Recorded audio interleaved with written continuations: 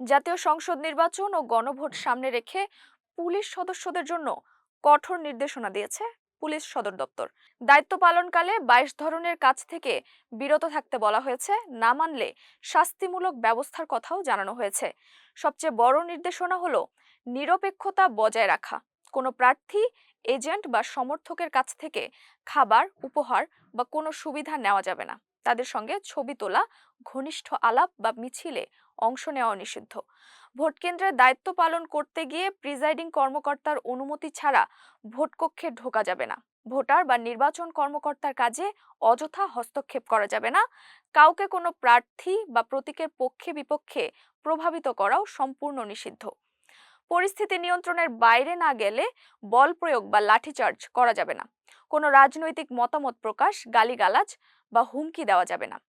এমনকি সামাজিক যোগাযোগ মাধ্যমেও কোনো রাজনৈতিক পোস্ট শেয়ার বা মন্তব্য করা যাবে না। ভোটের দিন দায়িত্বে থাকাকালে মোবাইল ফোনের ব্যবহারও সীমিত রাখা হবে। সংবেদনশীল তথ্য, ছবি বা ভিডিও অনুমতি ছাড়া কাউকে পাঠানো যাবে না। ভোটের ফল বা সম্ভাব্য বিজয়ী নিয়ে আগাম আলোচনা করাও একেবারেই নিষেধ। এছাড়া দায়িত্বের সময় আড্ডা দেওয়া, টং দোকানে বসা বা যত্রতত্র খাবার খাওয়াও নিরুৎসাহিত করা হয়েছে, যাতে পেশাদার আচরণ বজায় থাকে। ভোটের দিন আইন শৃঙ্খলা রক্ষাকারী বাহিনী যেন সম্পূর্ণ নিরপেক্ষ ও পেশাদার থাকে, সেটি নিশ্চিত করতে এই নির্দেশনা দিয়েছে পুলিশ সদর।